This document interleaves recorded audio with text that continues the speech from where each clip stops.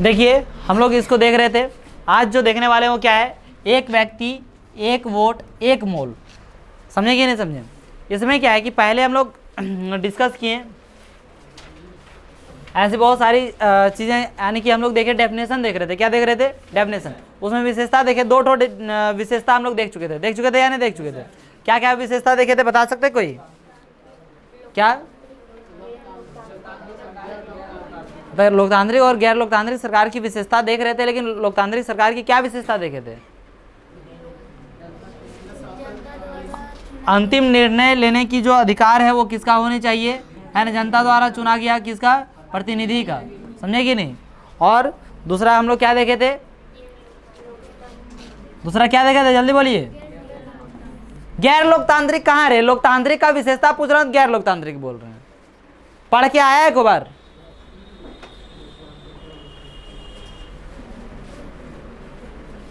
पढ़े एक बार?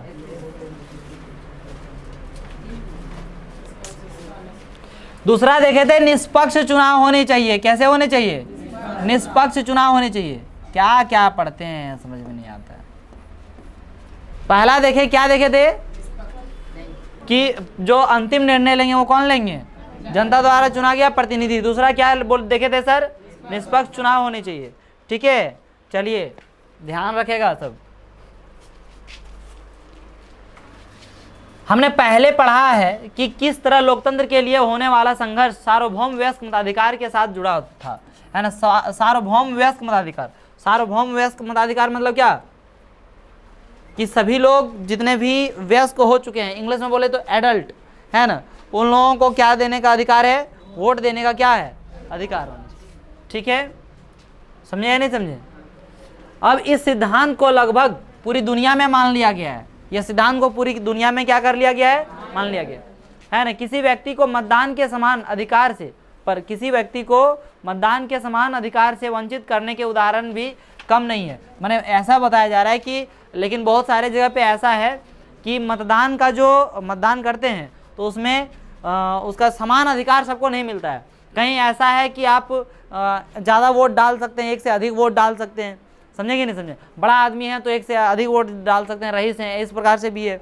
कहीं पर ऐसा है कि आपका वोट का काउंट ही नहीं होगा, ऐसे भी है। तो मैंने अलग अलग टाइप का, तो ऐसे ऐसे बहुत सारे उदाहरण देखिए क्या है।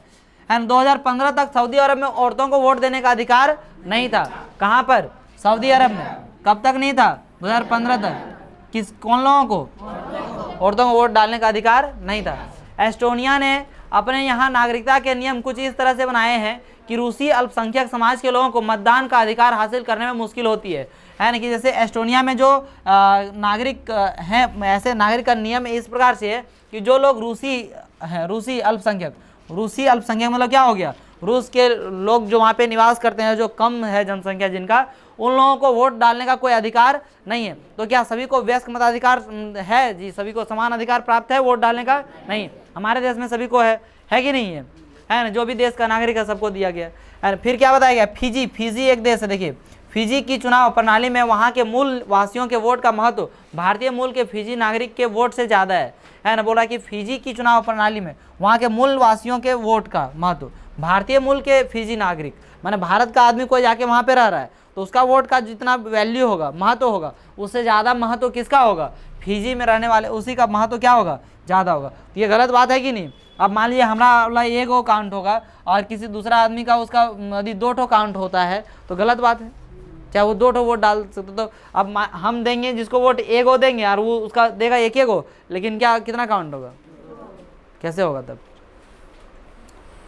गलत बात है कि नहीं है? तो ये चीज़ थोड़ा सा बहुत सारे देश में नियम अच्छा नहीं है। जैसे आप देख लिए सऊदी अरब, जैसे आप लोग देख लिए कहाँ पे एस्टोनिया, जैसे आप लोग देख लिए कहाँ पे फिजी। समझेंगे नहीं? इतना एग्जाम्पल देखें तो इसका अर्थ यह हुआ कि हम लोगों को जो ये तीसरा जो हम लोग विशेषता पढ़ रहे हैं वो क्या विशेषता है कि लोकतंत्र में क्या होनी चाहिए? एक व्यक्ति एक वोट एक मोल, है ना? माने एक मोल माने क्या हो गया? उसका मान्यता जो होनी चाहिए, महत्व होनी चाहिए, वो क्या होना चाहिए? एक ही होनी चाहिए, अलग अलग नहीं रहना चाहिए। यही लोकतंत्र राजनीतिक समानता के बुनियादी सिद्धांत पर आधारित है। इस प्रकार हम लोकतंत्र की तीसरी विशेषता को जान लेते हैं। लोकतंत्र की तीसरी विशेषता क्या है? लोकतंत्र में हर वयस्क नागरिक का एक वोट होना चाहिए और हर वोट का एक समान मूल्य होना चाहिए, है ना। अध्याय 3 में हम इस बारे में ज्यादा विस्तार से क्या करेंगे। अब आगे देखिए, यहाँ आखिरकार एक व्यक्ति एक वोट, मतलब जैसे मिल गया तब बोल रहे हैं।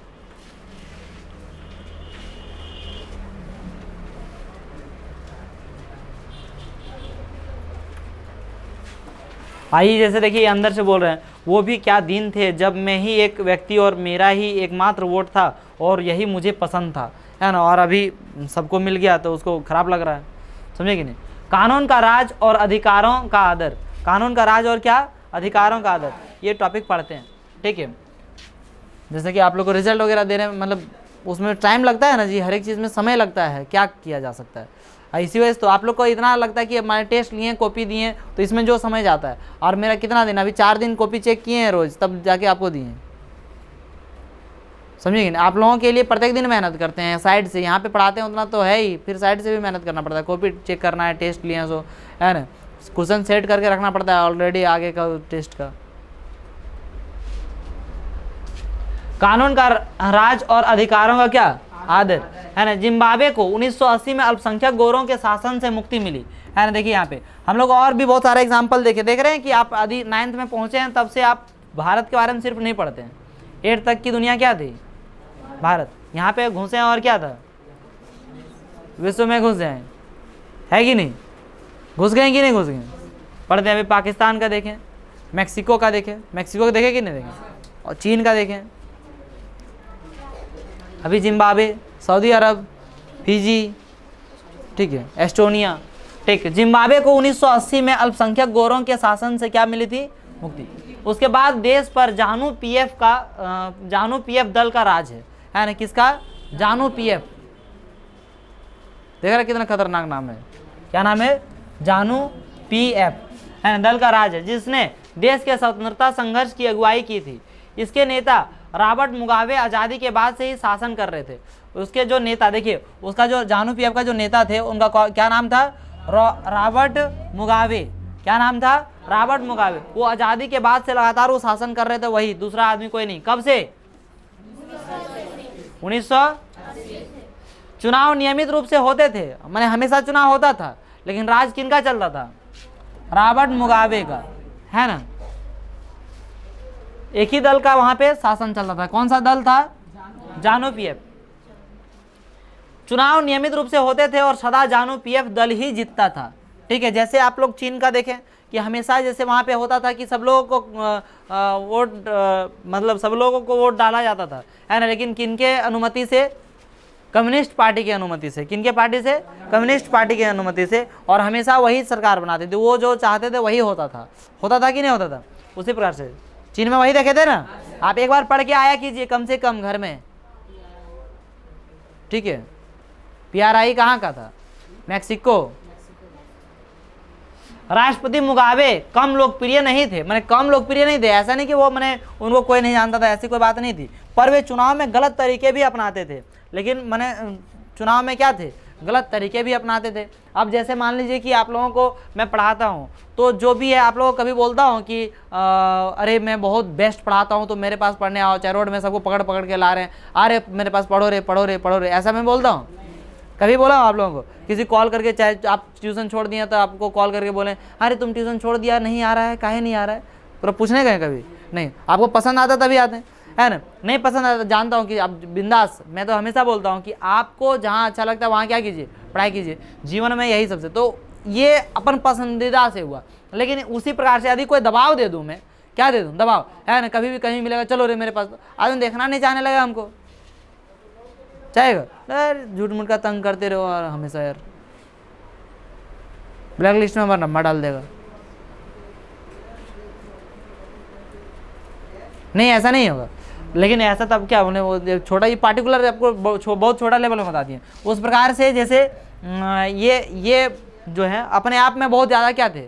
फेमस थे, लेकिन क्या करते थे, कुछ गलत तरीका भी अपना लेते थे, है ना। आज़ादी के बाद से उनकी सरकार ने कई बार संविधान में बदलाव करके राष्ट्रपति के अधिकारों में वृद्धि की थी और उसकी जवाबदेही को कम किया था। विपक्षी दलों के कार्यकर्ताओं को परेशान किया जाता था। विपक्षी दलों के कार्यकर्ताओं को क्या किया जाता था, परेशान किया जाता था और उनकी सभाओं में गड़बड़ कराई जाती थी। उनकी सभाओं में क्या करवाई जाती थी, गड़बड़। सरकार विरोधी प्रदर्शनों और आंदोलनों को गैर कानूनी घोषित कर दिया गया था, है ना। क्या बताया जा रहा है कि सरकार विरोधी प्रदर्शनों को, आंदोलनों को गैर कानूनी घोषित कर दिया गया था।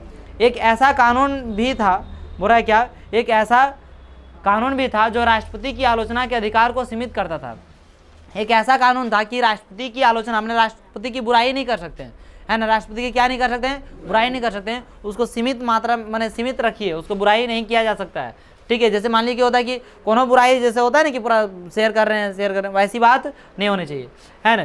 टेलीविज़न और रेडियो पर सरकारी नियंत्रण था। टेलीविज़न और रेडियो पर क्या था, सरकारी नियंत्रण था और उन पर सिर्फ शासक दल के विचार ही प्रसारित होते थे। और मैंने टेलीविज़न और क्या रेडियो पर किसका नियंत्रण था, सरकारी नियंत्रण। मैंने सरकार उस पर नियंत्रण रखा है कि जो हम चाहेंगे वही बाहर निकलेगा, आप जो मन करें वो आप दिखा नहीं सकते हैं, बात समझेंगे नहीं। तब जो वो बुरा जो चीज़ होगा उसको दिखाएगा वो, मैंने हम कोनो गलत काम किए हैं ऐसा कोई दिखाएगा नहीं, दिखाएगा, ठीक है। उन पर सिर्फ शासक दल के विचार ही प्रसारित होते थे। अखबार स्वतंत्र थे, अखबार क्या था, स्वतंत्र थे, पर सरकार की आलोचना करने वाले पत्रकारों को परेशान किया जाता था। जो सरकार की आलोचना करते थे उनको क्या किया जाता था, परेशान किया, है ना। मान लीजिए कि हम एगो पत्रकार है जो उनको पूरा परेशान किया जा रहा है, ठीक है। मनीष कश्यप का नाम सुने आप लोग, है ना। उनको झूठ मूठ का, मैंने उनसे पहले भी बहुत सारे लोग उस पर विवादित बात में बोले थे, किस वजह से उनको जेल ले गया था पता है ना, नहीं, है ना। तो पता है, तो पहले उस पॉइंट में बहुत सारे लोग बोले लेकिन उनको नहीं लेके गए, आर्य खाली बोल दिया तो इनको उठा के लेके डाल दिए। क्या है ये ज़्यादा एकदम तिगड़मबाजी मतलब क्या, मतलब सबका पोल खोल के रख देते हैं ना जी। तो अपना नियंत्रण पाने के लिए अपना बल दिखा दिया, सब जेल में डाल दिया इनको, लेकिन ये भी कम कहाँ है। तो उसी प्रकार जो भी तंग कोई क्या करेगा, पत्रकार जहाँ पे सब कुछ है, पूरा स्टूडियो है, स्टूडियो को जला दिया, कोई कहीं मैंने ऐसा हो सकता है, उनको दबाव डाला जाएगा। तो कोई चाहेगा बुराई करे, जाने दो, छोड़ो, हटाओ। सरकार ने कुछ ऐसे अदालती फैसलों की परवाह नहीं की जो उसके खिलाफ जाते थे और उसने जजों पर दबाव भी डाला, जज पर भी क्या डाला। 2017 में मुगाबे को राष्ट्रपति पद से क्या कर दिया गया, हटा दिया। कब हटाया, 2017 में। कहिया से देख रहा है इधर, 1980 से, लगभग कितना साल, 40 साल, मैंने 43 साल, 42 साल, सॉरी, अरे क्या बोल रहा हूँ यार, अरे 37-38 साल, ध्यान नहीं दे रहा हूँ, ठीक है। तीन साल कम क्या हो गया, 40 साल, 37 साल। उसके बाद उनको क्या किया गया, हटाया गया। समझे या नहीं समझे। जिम्बाब्वे का उदाहरण देखिए, जिम्बाब्वे का उदाहरण बताता है कि शासकों के लिए बार बार जनादेश पाना लोकतंत्र की एक जरूरत है। मतलब जिम्बाब्वे का उदाहरण बताता है, किसका उदाहरण, जिम्बाब्वे का उदाहरण बताता है, ये जिम्बाब्वे का था ना जी, है ना। जिम्बाब्वे का उदाहरण बताता है कि शासकों के लिए बार बार जनादेश पाना लोकतंत्र की एक जरूरत है, पर इतना ही पर्याप्त नहीं है। लोकप्रिय नेता भी अलोकतांत्रिक हो सकते हैं, माने जो लोकप्रिय है, जो बहुत ज़्यादा पसंद करता है लोग, है ना, वैसा भी वे लोग भी क्या हो सकते हैं, अलोकतांत्रिक हो सकते हैं। माने गलत हथकंडा अपना सकते हैं, गलत नियम अपना सकते हैं या नहीं अपना सकते हैं, बिल्कुल अपना सकते हैं, क्योंकि वो फ़ायदा उठा लेंगे कि अरे सब लोग उसको पसंद कर रहे हैं तो गलत तरीका अपना के और पूरा फेमस होना चाहेंगे, ठीक है। लोकप्रिय नेता भी तानाशाह हो सकते हैं, लोकप्रिय नेता भी क्या हो सकते हैं, तानाशाह। अगर हम लोकतंत्र को परखना चाहते हैं तो चुनावों पर नज़र डालना जरूरी है ना। लोकतंत्र को परखना चाहते हैं तो किस पर नज़र डालना जरूरी है, चुनाव पर। उतना ही जरूरी है कि चुनाव के पहले और बाद की स्थितियों पर भी नज़र डाली जाए, है ना। पहले की स्थिति में भी और किसमें, बाद की स्थितियों पर भी क्या डाला जाए, नज़र। चुनाव के पहले सत्ता पक्ष के विरोधी समूहों के कामकाज समेत सभी तरह की राजनीतिक गतिविधियों के लिए पर्याप्त गुंजाइश रहनी चाहिए। इसके लिए जरूरी है कि सरकार नागरिकों के, क्या बोल रहे हैं, सरकार नागरिकों के कुछ बुनियादी अधिकारों का क्या करे, आदर करे, ठीक है। उनको सोचने की अपनी राय बनाने की, सार्वजनिक रूप से अपने विचार व्यक्त करने की, संगठन बनाने की और क्या विरोध करने और अन्य राजनीतिक गतिविधियां करने की स्वतंत्रता होनी चाहिए। क्या होनी चाहिए? स्वतंत्रता होनी चाहिए, है ना। कानून की नज़र में सभी लोगों की समानता होनी चाहिए, कानून की नज़र में सभी लोगों को क्या होनी चाहिए? समानता। इन अधिकारों की रक्षा स्वतंत्र न्यायपालिका को करनी चाहिए, है ना। इन अधिकारों की रक्षा स्वतंत्र न्यायपालिका को क्या करनी चाहिए, है ना। स्वतंत्र न्यायपालिका होनी चाहिए ताकि सबका क्या कर सके? अधिकारों की क्या किया जा सके? रक्षा किया जा सके। कौन कौन सा अधिकार है? देखिए, विचार व्यक्त करने की, है ना। सार्वजनिक रूप से क्या विचार व्यक्त किया जा सके, है ना। संगठन बना सके, कुछ संगठन कोई नया काम करना चाहते हैं तो संगठन बना सके। विरोध करने, कोई भी गलत काम हो रहा है तो क्या होने चाहिए? विरोध कर रहा है। अन्य राजनीतिक गतिविधियां और भी दूसरा राजनीतिक पॉलिटिक्स कुछ गतिविधियां हैं उसको भी करने का स्वतंत्रता होनी चाहिए, है ना। ये सारा पर ये कानून हो रहने के बाद क्या न्यायपालिका भी उस पर क्या रखे? नज़र रखे। अब जैसे मान लिया नियम तो बना दिए लेकिन किन्हीं का नज़र ही नहीं, अरे आ रहा है जा रहा है, क्या हो रहा है जी? आप क्या हुआ? क्या चल रहा है? खड़ा जाओ। Hari, why are you laughing? What happened? तुम खड़ा रहेगा उधर साइड में, जाओ। देखो, तो न्यायपालिका को करनी चाहिए जिसके आदेशों का पालन सब लोग करते हो। जिसके आदेशों का पालन कौन करते हैं? सब लोग करते हैं। इन अधिकारों के बारे में हम अधिक विस्तार से कहाँ पढ़ेंगे? सब अगले चैप्टर में पढ़ेंगे, तो यहाँ का है पढ़े। हाँ, हालांकि जैसे अधिकार और अधिकार, क्या क्या अधिकार मिला नहीं मिला है उसको हम लोग अगला चैप्टर में पढ़ेंगे। इसी प्रकार कुछ दूसरी शर्तें हैं जो चुनाव के बाद सरकार चलाने के तौर तरीकों पर लागू होती है। एक लोकतांत्रिक सरकार सिर्फ इस कारण से मनमानी नहीं कर सकती कि उसने चुनाव जीता है। चुनाव जीत लिया तो अपना मनमानी ढंग से जो मन करेगा सो नहीं करेगा रे, हैं? ऐसा नहीं हो सकता है ना? नहीं कर सकती। उसने चुनाव जीता है, उसे भी कुछ बुनियादी तौर तरीकों का पालन करना होता है। खास तौर से उसे अल्पमत वाले समूहों को दी गई कुछ गारंटियों का आदर करना होता है। माने कुछ अल्पसंख्या है जिनकी संख्या कम है, उन लोगों को जो अधिकार दिया गया है, कुछ गारंटी दिया गया है, उसको मानना पड़ेगा, उनको देना पड़ेगा, तभी तो हो सकता है ना। हर प्रमुख फैसला लंबे विचार विमर्श के बाद लेना होता है। हर पदाधिकारी को उस पद के साथ जुड़े अधिकार और जिम्मेदारियां संविधान द्वारा दी जाती है, ठीक है। तो इससे फाइनली हम लोग का एक यहाँ पे नियम आगे बन रहा है। 3 ठो हम लोग विशेषता देखे थे, चौथी विशेषता हम लोग यहाँ देखेंगे। ये सभी न सिर्फ जनता के प्रति उत्तरदायी हैं बल्कि अन्य स्वतंत्र अधिकारियों के प्रति भी उनकी जवाबदेही होती है। इसके बारे में हम ज़्यादा विस्तार से अध्याय 4 में पढ़ेंगे। कहाँ पे पढ़ेंगे? इस प्रकार हम लोकतंत्र की चौथी और अंतिम विशेषता को रेखांकित कर सकते हैं। चौथी विशेषता को रेखांकित कर सकते हैं। एक लोकतांत्रिक सरकार संवैधानिक कानूनों और नागरिक अधिकारों द्वारा खींची लक्ष्मण रेखाओं के भीतर ही काम करती है। हो रहा है कि एक लोकतांत्रिक जो सरकार है संवैधानिक कानूनों, है ना, कोई भी एक लोकतांत्रिक सरकार जो है, बैठो दो, एक लोकतांत्रिक सरकार संवैधानिक कानून, है ना, कोई भी सरकार बन गया लोकतांत्रिक सरकार तो जो मन करेगा सो नहीं कर सकता और नागरिक अधिकारों द्वारा खींची लक्ष्मण रेखाओं के भीतर ही क्या करती है? काम करती है ना। तो सिंपल से हम लोग ये 4 नियम पढ़ें, ये 4 विशेषता पढ़ें। पहली विशेषता हम लोग पढ़ें क्या विशेषता कि अंतिम फैसला लेने का जो अधिकार होने चाहिए वो जनप्रतिनिधियों को होने चाहिए, जो जनता चुनी है उनके पास होने चाहिए, है ना, चुने गए प्रतिनिधि के पास।